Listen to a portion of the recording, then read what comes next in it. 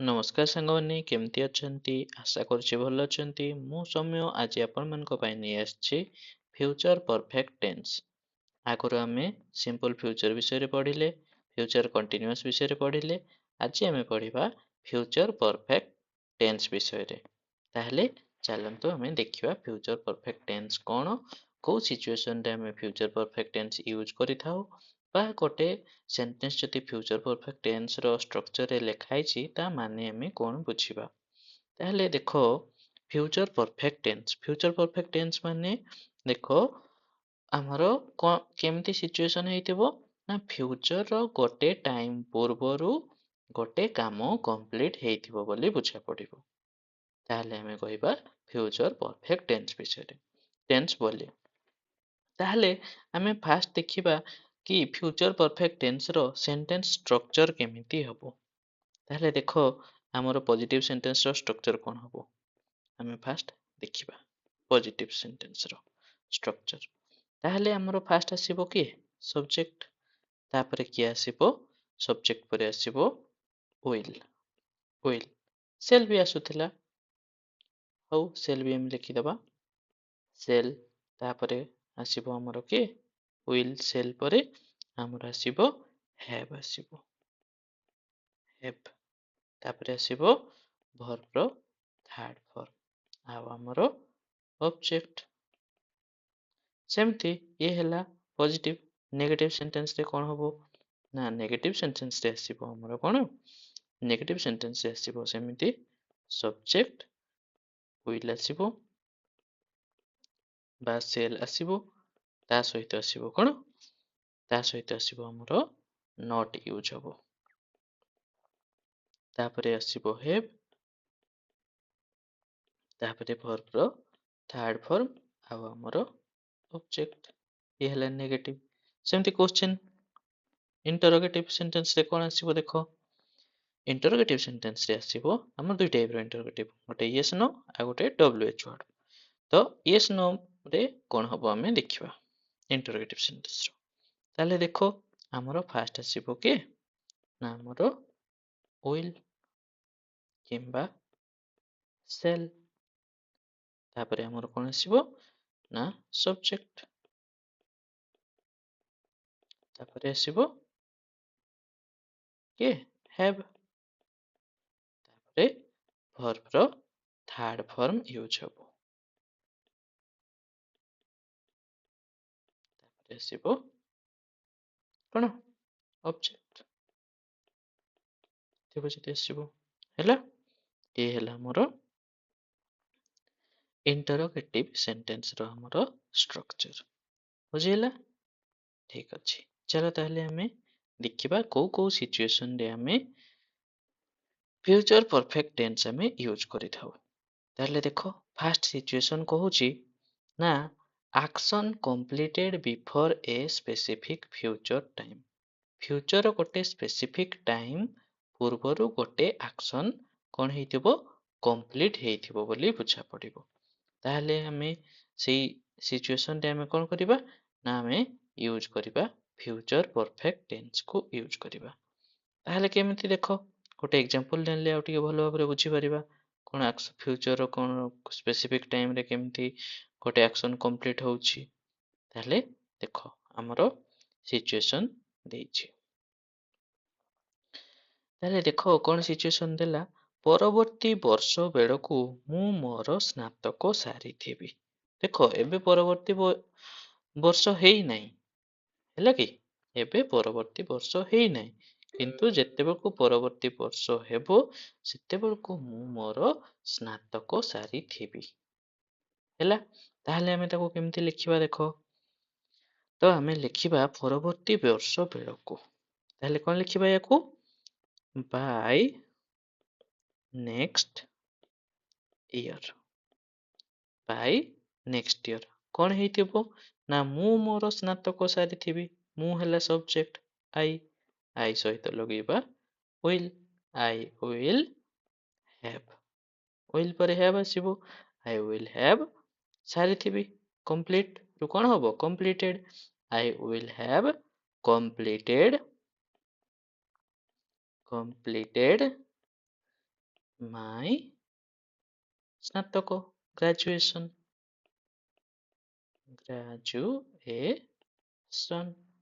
ହେଲା। ସେମିତି ଦେଖ ଆଉ କଣ ଅଛି ଦେଖିବା ଆମେ ନୂଆ ସେଣ୍ଟେନ୍ସ ଆଉ କଣ ଅଛି। ସେ ଅପରାହ୍ନ 5ଟା ବେଳକୁ ତାଙ୍କର କାମ ସାରି ସାରିଥିବେ। ତାହେଲେ ଆମେ ୟାକୁ କଣ ଲେଖିବା?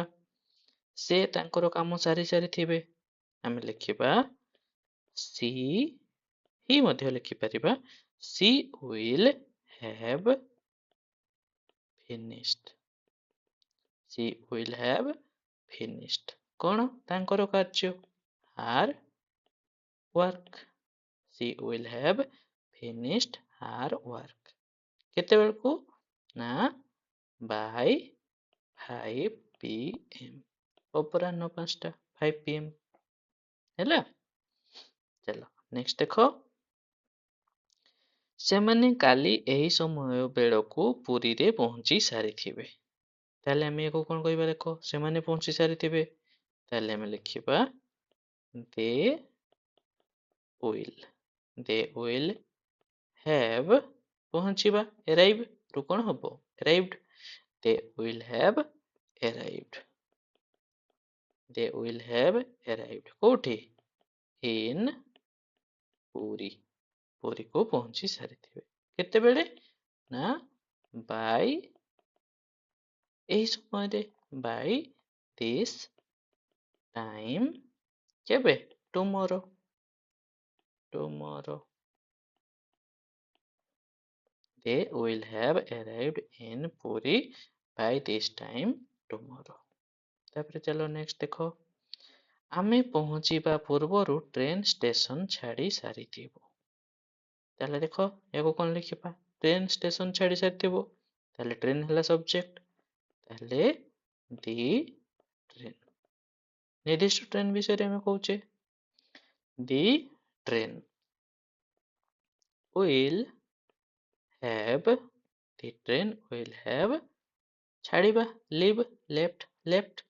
ଦି ଟ୍ରେନ will have left କଣ?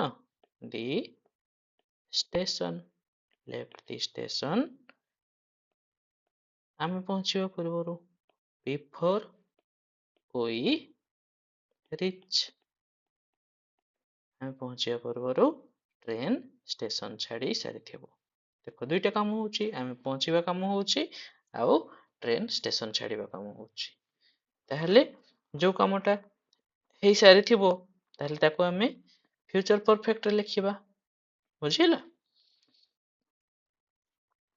ଚାଲ ଆଉ କଣ ଅଛି ଦେଖିବା। 2030 ବେଳକୁ ବୈଜ୍ଞାନିକମାନେ ଏହି ରୋଗର ଔଷଧ ଆବିଷ୍କାର କରିସାରିଥିବେ। ତାହେଲେ ଆମେ ୟାକୁ କଣ ଲେଖିବା? by 2030 କଣ ହେଇଥିବ?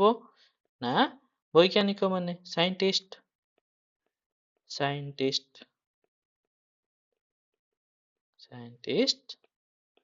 will have discovered will have discovered a cure for this disease। ହେଲା ଏହି ରୋଗ ପାଇଁ ଔଷଧ ବାହାର କରିସାରିଥିବେ। ସେମିତି ଦେଖ ସେକେଣ୍ଡ ସିଚୁଏସନ କଣ କହିଲା? action completed before another future action। ସେଇଭଳିଆ ହିଁ ସେକେଣ୍ଡ ମଧ୍ୟ ଭବିଷ୍ୟତରେ ଘଟିବା ଅନ୍ୟ ଏକ କାର୍ଯ୍ୟ ପୂର୍ବରୁ ସମାପ୍ତ ହୋଇସାରିଥିବା କାର୍ଯ୍ୟ। ଯେମିତିକି ଦେଖ ତୁମେ ଘରକୁ ଆସିବା ପୂର୍ବରୁ ମୁଁ ରାତ୍ରି ଭୋଜନ କରିସାରିଥିବି। ତୁମେ ଘରକୁ ଯେତେବେଳକୁ ଆସିବ ମୁଁ ରାତ୍ରି ଭୋଜନ କରିସାରିଥିବି। ତାହେଲେ ଆମେ କଣ କହିବା? ମୁଁ ରାତ୍ରି ଭୋଜନ କରିସାରିଥିବି। ତାହେଲେ I will have ରାତ୍ରି ଭୋଜନ କରିସାରିଥିବି। I will have eaten I will have eaten କଣ?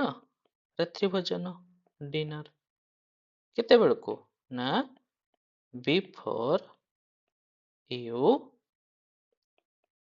come home। ସେମିତି ଦେଖ, ଅତିଥିମାନେ ପହଞ୍ଚିବା ପୂର୍ବରୁ ସେ ଘର ସଫା କରିସାରିଥିବେ। ତାହେଲେ ସେ ଘର ସଫା କରିସାରିଥିବେ। ଆମେ କଣ କହିବା? She will she will have ସଫା କରିବା cleaned she will have cleaned the house। କେତେବେଳକୁ? ନା before the guest ଆସିବେ, arrive। ହେଲା, ସେମିତି ଚାଲ ନେକ୍ସଟ ଦେଖ। ଆମେ ଦରକାର କରିବା ପୂର୍ବରୁ ସେ ଗାଡ଼ି ମରାମତି କରିସାରିଥିବେ। ଗାଡ଼ି କୋଉଠି ଦିଆ ହେଇଛି ମରାମତି କରିବା ପାଇଁ? ତ ଆମେ ଯେତେବେଳକୁ ଦରକାର କରିବା ସେତେବେଳକୁ ସେ କାମ ସାରିଥିବେ। ତାହେଲେ କଣ କହିବା? ସେ ଗାଡ଼ି ମରାମତି କରିସାରିଥିବେ। He will have repaired the car। କେବେ? ନା before we need it। ଆମେ ଦରକାର କରିବା ପୂର୍ବରୁ। ହେଲା, ସେମିତି ଦେଖ ନେକ୍ସଟ। ସମୟ ସୀମା ଶେଷ ହେବା ପୂର୍ବରୁ ଛାତ୍ରଛାତ୍ରୀମାନେ ତାଙ୍କ ପ୍ରକଳ୍ପ ଦାଖଲ କରିସାରିଥିବେ। ତାହେଲେ ଦେଖ, ସମୟ ସୀମା ଶେଷ ହେବା ପୂର୍ବରୁ ଛାତ୍ରଛାତ୍ରୀମାନେ ତାଙ୍କ ପ୍ରକଳ୍ପକୁ ଦାଖଲ କରିସାରିଥିବେ। ତାହେଲେ ଆମେ କଣ କହିବା? ନା କିଏ କାମ ସାରିଥିବ? ଛାତ୍ରଛାତ୍ରୀମାନେ, ଦି ଷ୍ଟୁଡେଣ୍ଟସ୍। କଣ କରିସାରିଥିବେ?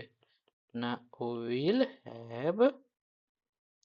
have submitted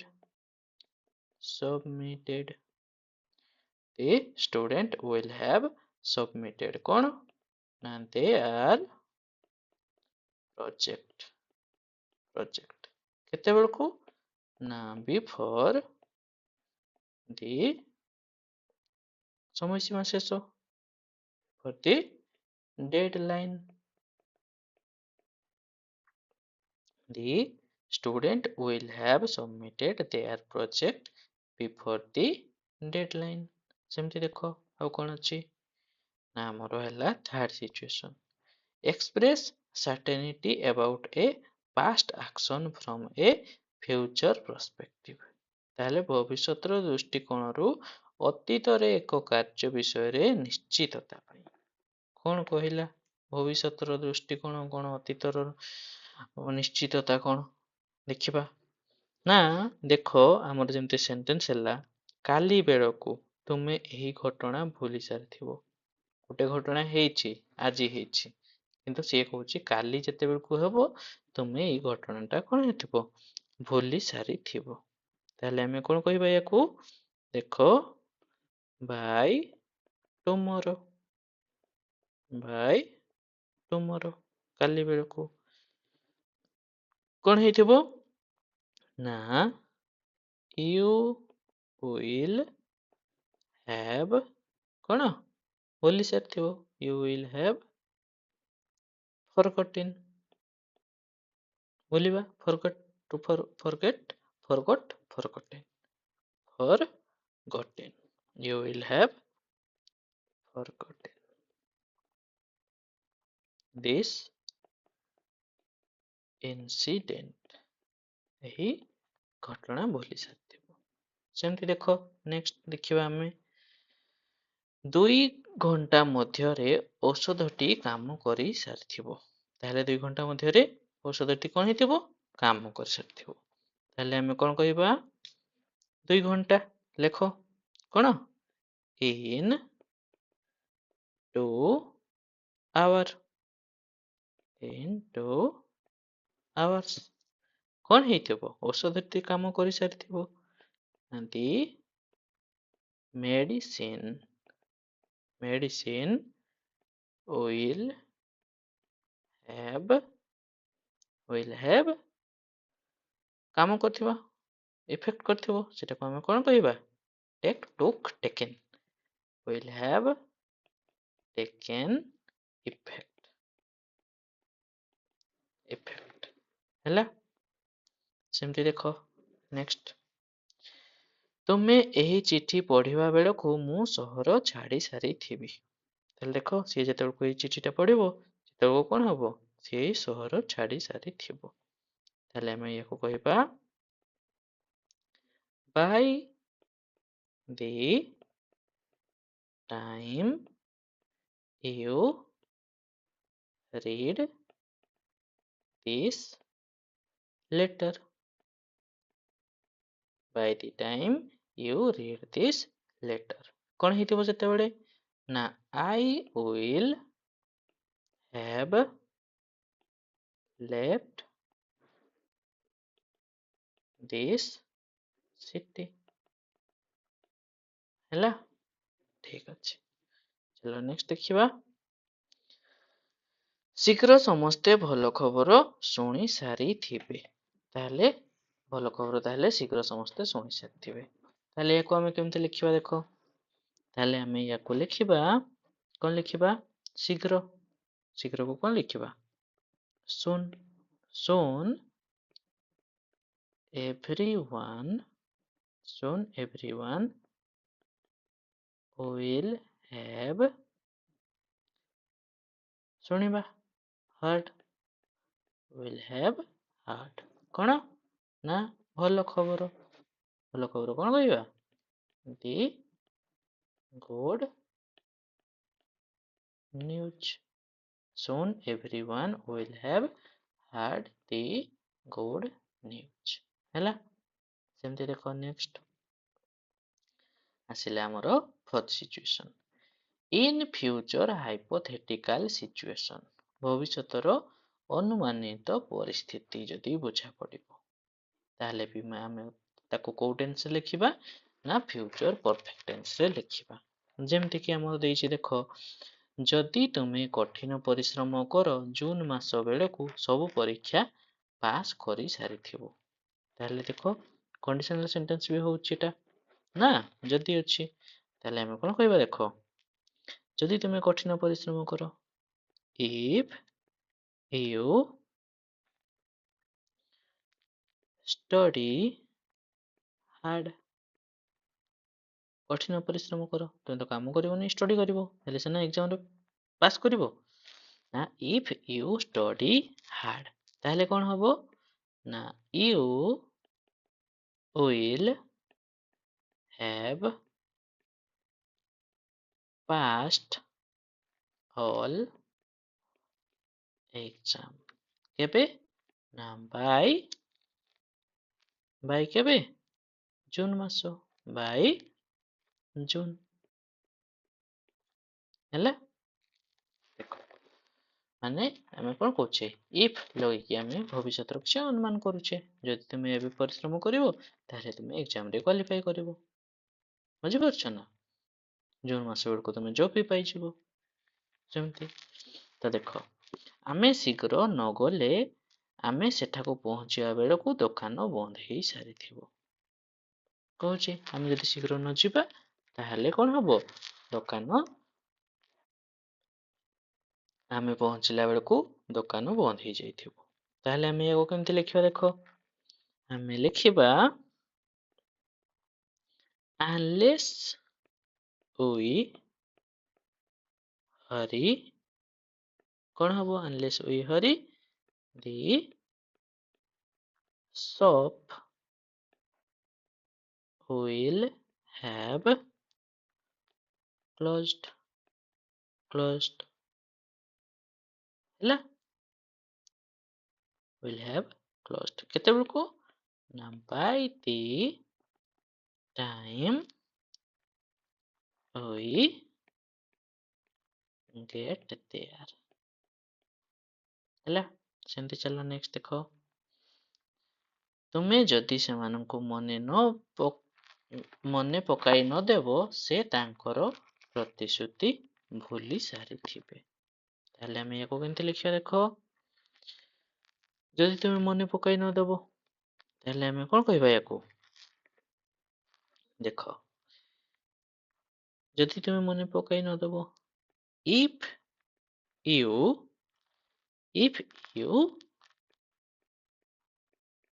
ଡୁ ନଟ୍ ବା ଇଫ୍ ୟୁ ଡୋଣ୍ଟ କ'ଣ କରିବ? ରିମାଇଣ୍ଡ ହାର୍। ଇଫ୍ ୟୁ ଡୋଣ୍ଟ ରିମାଇଣ୍ଡ ହାର୍ ତାହେଲେ କ'ଣ ହବ ନା she will have forgotten। ଭୁଲିବା forgotten। She will have forgotten her promise ହେଲା। ସେମିତି ଚାଲ ନେକ୍ସଟ ଦେଖ ଆଉ କ'ଣ ଅଛି। ତୁମେ ନିଷ୍ପତ୍ତି ନେବା ବେଳକୁ ସୁଯୋଗଟି ନଷ୍ଟ ହୋଇ ସାରିଥିବ। ଯେତେବେଳେ ତୁମେ ନିଷ୍ପତ୍ତି ନେବ ସୁଯୋଗଟି କ'ଣ ହେଇଥିବ? ସେତେବେଳକୁ ସରିଯାଇଥିବନି ଅପରଚ୍ୟୁନିଟି। ତାହେଲେ କ'ଣ କହିବା?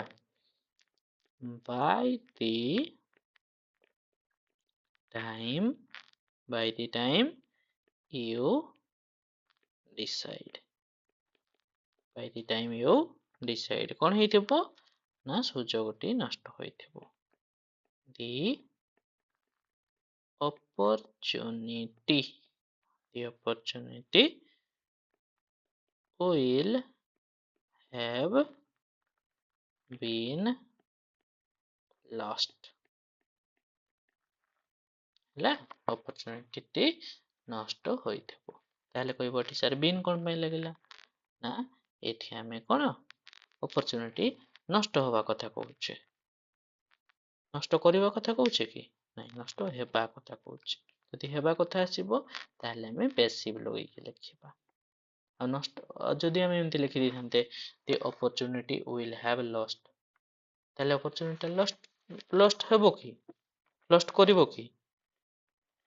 ବୁଝିପାରୁଛ?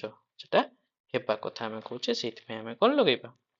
ନା will have been lost ହେଲା। ସେମିତି ଚାଲ ନେକ୍ସଟ ଦେଖିବା ଆମେ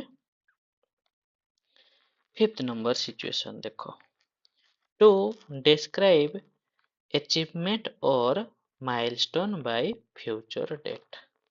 ତାହେଲେ ଯଦି ଫ୍ୟୁଚର ଡେଟ୍ ପାଇଁ କିଛି ମାଇଲଷ୍ଟୋନ୍ ଅଛି, ଆମର କିଛି achievement ଅଛି ଆମର, ତାକୁ ଆମେ ଫ୍ୟୁଚର ପରଫେକ୍ଟ ଟେନ୍ସରେ ଲେଖିବା। ତାହେଲେ ଦେଖ ଯେମିତିକି ଆମର କ୍ୱେଶ୍ଚିନ୍ ଆମର ଦେଇଛି, କ'ଣ ସେଣ୍ଟେନ୍ସ ଦେଇଛି? ନା ତାଙ୍କର 30ତମ ଜନ୍ମଦିନ ବେଳକୁ ସେ 3ଟି ଉପନ୍ୟାସ ପ୍ରକାଶ କରି ସାରିଥିବେ। ହେଲା, ଫ୍ୟୁଚର ଗୋଟେ ଇଭେଣ୍ଟ ପୂର୍ବରୁ ତାଙ୍କ ଗୋଟେ କାମ ସାରିଥିବେ ବୋଲି କହୁଛି। ତାହେଲେ ଆମେ ୟାକୁ କ'ଣ ଲେଖିବା? ଦେଖ ନା by the ନା ତାଙ୍କର 30ତମ ଜନ୍ମଦିନ। ଆଚ୍ଛା, ଆମେ ଲେଖିବା by her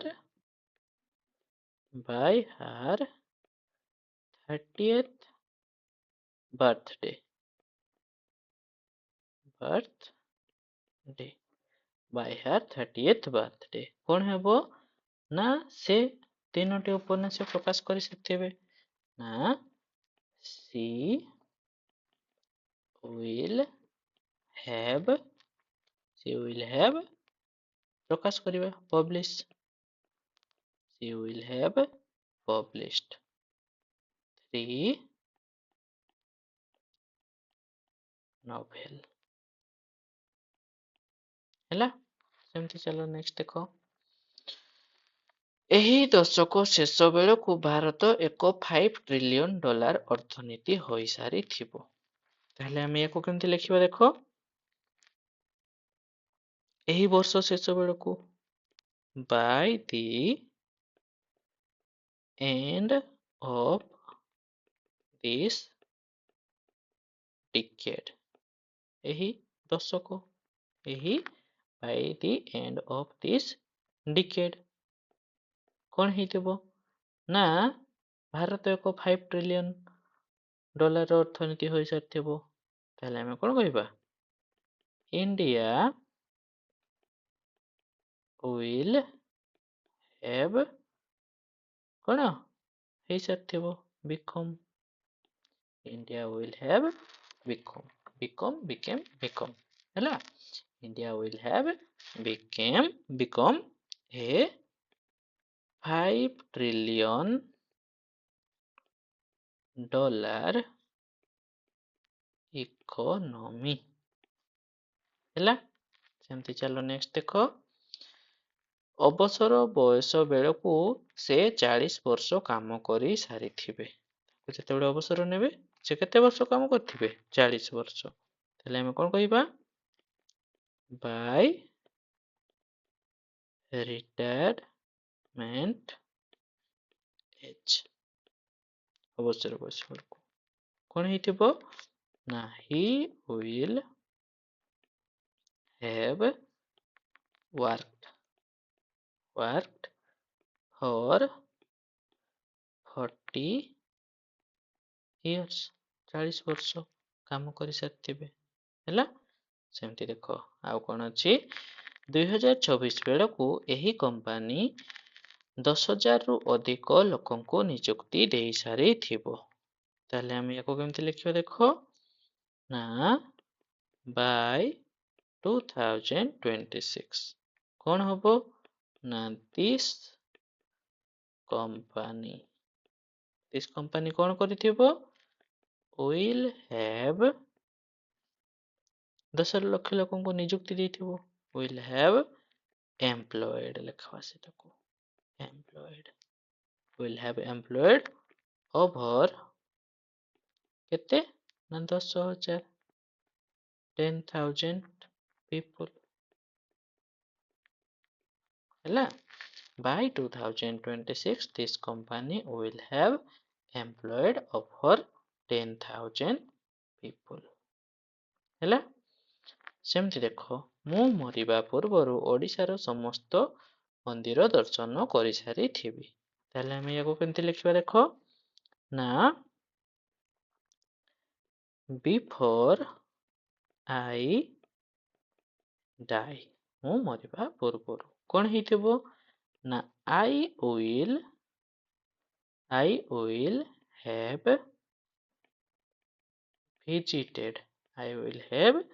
visited କଣ? all the temple in Odisha ହେଲା। ବୁଝିଲା? ତ ଦେଖ ଆଉ କଣ ଅଛି ଆମର? ନା ଆମର ସବୁ ସିଚୁଏସନ ସରିଗଲା। ଆମେ ଏବେ ଡିଫରେନ୍ସ କଣ ଅଛି ଆମେ ଦେଖିବା। କୋଉଠି ଆମେ ସିମ୍ପଲ ଫ୍ୟୁଚର ୟୁଜ କରିବା ଆଉ କୋଉଠି ଆମେ ଫ୍ୟୁଚର ପରଫେକ୍ଟ ୟୁଜ କରିବା। ସିମ୍ପଲ ଫ୍ୟୁଚର ହେଲା ସାଧାରଣ ଭବିଷ୍ୟତ କାର୍ଯ୍ୟ। ଯେମିତି କି ହେଲା ଦେଖ I will finish the report ମୁଁ ରିପୋର୍ଟଟି କରିସାରିଥିବି। ନା ସେଠି ଯଦି ଆମେ ଗୋଟେ ନିର୍ଦ୍ଦିଷ୍ଟ ଟାଇମ ପୂର୍ବରୁ ଆମେ କରିସାରିଥିବି ବୋଲିକରି କହିବା ତାହେଲେ ସେତେବେଳେ ଆମେ କଣ ଲଗେଇବା? ନା ଫ୍ୟୁଚର ପରଫେକ୍ଟ ଲଗେଇବା। I will have finished the report by 5 PM 5ଟା ବେଳକୁ ମୁଁ କାମ ସାରିଥିବି ବୋଲି କହୁଛି। ମୁଁ ଖାଲି କାମ ସାରିଥିବି କହିଲେ I will finish the report ହେଲା। ତ କଣ ଥିଲେ ଆମେ ଜାଣିବା? କଣ ଥିଲେ ଆମେ ଜାଣିବା? ନା ଦେଖ ଆମର ଥିବ by the time before until when ଏସବୁ ଆମର ଥିଲେ ଆମେ ୟୁଜ କରିବା ଫ୍ୟୁଚର ପରଫେକ୍ଟ ଟେନ୍ସ ହେଲା।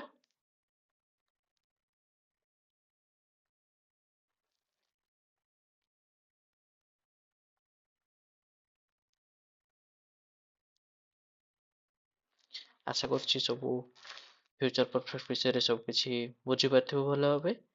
ଭିଡ଼ିଓଟି ଭଲ ଲାଗିଥିଲେ ଲାଇକ୍ ସେୟାର କରିବା ପାଇଁ ଭୁଲିବନି ଏବଂ ଚ୍ୟାନେଲକୁ ସବସ୍କ୍ରାଇବ କରିବ। ଆଉ ଯଦି କିଛି ଡାଉଟ୍ ରହିଯାଇଥାଏ ତାହେଲେ ମୋତେ କମେଣ୍ଟ ମାଧ୍ୟମରେ ଜଣାଇବ। ରହୁଛି ନମସ୍କାର ଧନ୍ୟବାଦ।